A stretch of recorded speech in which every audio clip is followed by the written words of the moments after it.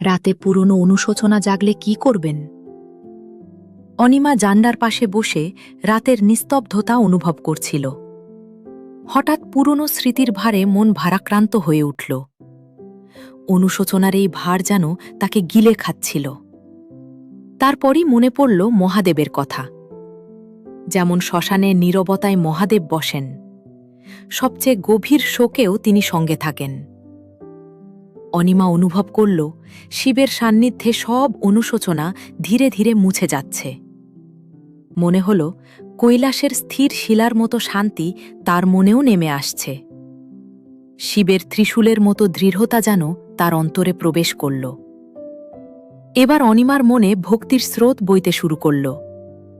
সব দুঃখ যেন গঙ্গার মতো জটার থেকে নেমে গেল। এখন তার মনে এক নতুন ভোরের সূচনা। চোখ বন্ধ করে সে অনুভব করল শিবের কৃপা।